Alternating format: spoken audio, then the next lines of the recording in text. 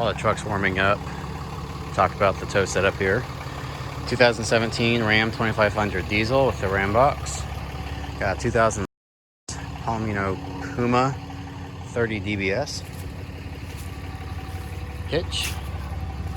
Centerline TS with the 800 to 1200 pound weight springs. Tongue weight should be around 800 pounds on this. The weights are here. I got some scale weights too. I'll show you here in a little bit. But that's what we're looking at here. I'll show you my inside setup here in a second. Nice thing about the Ram box is you can carry stuff in here and keep it organized. So I got some diesel clean, engine cleaner, WD-40, gloves for fueling up since we fill up on this side. On the passenger side, got a 1/2 inch drive impact with the right side sockets for doing tire changes, also the 3/4 inch to get the stabilizer jacks up and down. A couple extra socket straps, safety equipment, a little tool kit, and safety vest in case I have to change a tire. In the bed, I don't have everything that I normally carry because I'm home and I'm just going to take it on a short trip up to our storage. But I've got the divider, extra scrap wood in there. Behind the divider, you can see I've got jack stands. I got my floor jack, and then I carry a double tank air compressor full of air. So in case I have to do any adjustments en route, all that's there. It makes it quick and easy. All right, we looked at the outside setup. We're gonna look at inside setup here, just, gauges, etc. before we get going. So I keep it on the gauge summary screen while I'm driving. It has coolant, trans, oil information. And then I also use torque on this old Android phone that I have with a little OBD2 Bluetooth adapter that I got for less than 20 bucks on Amazon.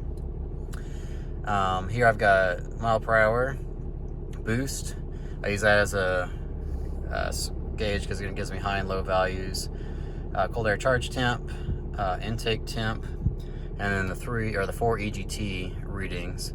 EGT1 is closest to the turbo, EGT4 is farthest from the turbo. I believe that's post DEF or post DPF. A little inexpensive Anker camera from Amazon. It's just a car cam that turns on when the car's going and starts recording as soon as we start moving, and just provides that extra level of protection when you're towing in case anything happens. So that's the interior setup. I have some straight flat road here. Talk about some normal temps and finish kind of the interior towing setup. So I didn't talk about, but I have two other gauges that I'm monitoring here. One is the EGN, that's binary, that's on or off, and the other is the DPF status. So that tells you, I believe it's percentage to next regen. So I believe that what that's saying is that we're 75% or 74.5% of the way towards the next regen. Other setup I have is I have it in tow haul mode, and I have the exhaust brake set to full. I use it on full all the time when I'm on the highway. If I'm going through a small town, I'll put it on auto, because then a lot of times you don't even get the RPMs high enough. I believe it has to be over 1200 RPM for that to kick in. I also have the tow mirrors flipped out, which are very nice. So just took a recent trip to Florida from Indiana and back, a little over 1,000 miles each way, and just want to give you some thoughts about what I saw as what's normal for ranges and temperatures. So coolant temp started in the 30s in Indiana when we left and got into the high 80s with 100% humidity down in Florida. Coolant tip stayed in the 190s to 205, 206, I believe was about as high as I saw. And that was going in stiff headwind in Florida and very hot heat, and then also climbing the mountains through Tennessee. Transmission temp, we've been driving for about 10 miles now, and it's still, I have an up top operating temperature. That pretty much stayed at 168 degrees. It sometimes go down to 167. The hottest I ever saw it get was 170, and that was stop and go traffic in Florida. Even going up and down the mountains when it's grade shifting, stayed at 168 steady. Oil temp would stay between the 195. The highest I saw it was 212. And that was, you know, going up long grades in the mountains, and again in the stop and go traffic in the heat in Florida. For what monitoring over here, boost wise, the highest boost I saw it generate was a little over 30 psi. The gauge, if you see over here, says it goes to 35. I didn't see any readings higher than 30. The cold air charge temp, what I typically saw was that was about 18, 19 degrees warmer than the ambient air tip. Right now it's 64 degrees outside, and that's 84, so it's an 18 degree differential. Intake temp, that typically didn't go over 120, 130. It cools down a lot when you're under heavy load because the EGR closes and you're not blowing any exhaust gas through there. For EGTs, right now we're cruising at 60, and it's just below 800, a little bit below 800, 740 for EGT1, down to 700 for EGT4. On flat ground that typically I towed between 65 and 69. Every now and then I bump up to 70, so somewhere in that range, depending on what traffic was doing. EGTs would be between 850 and 930 for EGT1 during those periods of time. Never really saw anything over 930, even going up the hills. Actually, I noticed higher EGTs on steady state flat ground driving at about 70 or just a little bit under 70 than I saw going up and down the mountains. It also cools very quickly when you're going downhill, coming off of the grades. The highest grade I saw reported about 5% in Tennessee. The rest of the EGTs just kind of follow through.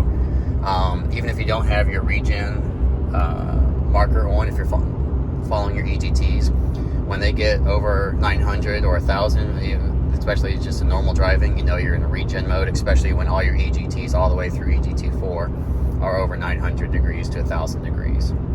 Typically it's about 1050 during a regen. So for driving, it was pretty easy driving. With the sway control hitch, the big truck and the camper, it's about a 30-foot camper. You could feel it wiggle every now and then, but never felt out of control. Felt comfortable driving with one hand for a large portion of it. Switched hands, hit two hands in heavy traffic.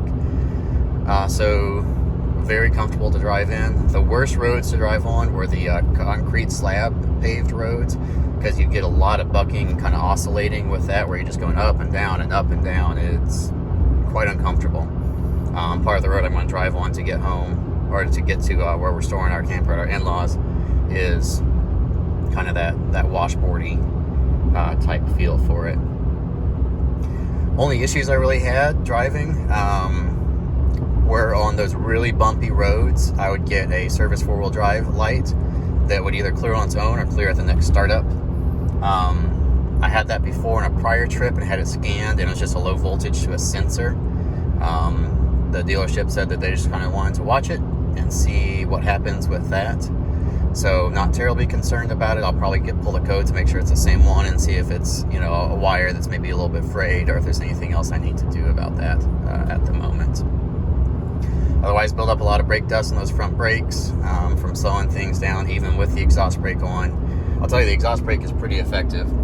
There are times coming off the highway down a on-ramp or off-ramp, and I barely have to touch the brakes because it would grade shift and kick on the exhaust brake, and it would slow down almost to a complete stop at times. Otherwise, those are kind of my thoughts on the trip right now. I'll talk about fuel economy here in a little bit. A couple other things. One, I'm glad I bought a diesel because it makes filling up with a camper a lot easier. You pull into the semi-tractor trailer area and fill up one of those pumps, and you don't have to fight all the cars and the smaller pumps. So if you have a gas truck, you're considering a gas truck, just think about that, how you're going to fill up with a big camper on the back of it. And yeah, loving the truck. Like the Ram box, it makes carrying stuff a lot easier. And alright, on the second highway to get to drop the camper off, all those temps pretty much the same as they were before. Oil temps up a little bit. Going 68 miles an hour. This is a 70-mile road, so not speeding. This is what I cruise at most of the time going to Florida and back. EGTs, EGT1, 876. And working our way down there. As we cruise a little bit longer, the EGT2, 3, and 4 will warm up a bit. With the DPF status, I don't know what the threshold is for it to regen. I don't know if it regens at 78, 80, 90, 100. This is the first time I've been monitoring that, so I'll be curious to see what the trigger is on that. That started at about 26% when I left Florida, so that was a little over 1,000 miles of towing, and it's gone up 50% in that amount of time. So speaking of emissions, DEF, that was full when I left. It's a little bit over a half tank right now. Going down, I filled it up, and before I left, and when I got down there, I put 2.5 gallons in and put it up to full again. So about 2.5 gallons to get down, another 2.5 gallons to get back, so 5 gallons total for about 2,000 miles of driving. Not terrible. We use the Walmart SuperTech brand for that. So cruising just under 70, we're up to 900, or just under 900 for EGT1. Rest of them except for 4 are over 800. Charge air temp still just a little bit, about 19 degrees warmer than ambient. Sitting at just a couple pounds of boost right now. With this trailer being a large 30-foot travel trailer, it's not exceptionally heavy, but it's like a giant sail. The worst mile per gallon I got was down in Florida, heading south with a stiff by about 15 mile an hour headwind. I was pretty much in boost the entire time cruising. Right now we're barely using any boost to maintain a speed. I was 8 or 9 pounds of boost the entire time just to maintain 68 miles an hour on the flat highway. And I was in single digit for fuel mileage for those stretches of the highway. Mileage for the truck. This is an app I use called Road Trip that I plot or document my fuel mileage and my expenses for the vehicle. This is a graph of the last month, including my trip to Florida. You can obviously see the towing miles and the non-towing miles. For this time period, the non-towing miles averaged just over 19 miles per gallon, and the towing mileage averaged just over 11 miles per gallon. I think it's 11.04. For the life of the vehicle, it is averaging 11.09 miles per gallon towing, and I believe 17.8 not towing, which is pretty good for a full-size truck.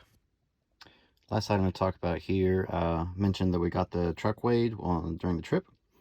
Here's the results. Front axle had 49.60 on it, drive axle had 49.20, trailer weight on that axle had 65.80, for a total gross vehicle weight of 16,460. The truck is a 2,500, so the gross vehicle max is 10,000 pounds. So when you add the drive axle and steering axle weight together, we're 9,880, I believe. So that gives me 120 pounds of payload that I could have added to the truck. So not a lot of room there with this setup. With this, we had just filled up. DPF was almost full. Diesel tank was full. 5 passengers in the vehicle. All sorts of gear for a week-long trip. So just something to think about when you're looking at your vehicle choices and your camper choices, to make sure you're under the safe maximum weight limits for your vehicles. Do the math, see what it comes out to. Unfortunately, I don't have a non-weight distribution weight, with a hitch not attached, to see how that shifted the weight on the axles, because that's a pretty even split. And I don't have just an empty weight of the truck without the trailer attached to give a true weight. But it should be somewhere around 7,900, 8,000 pounds for the actual vehicle weight with nothing in it.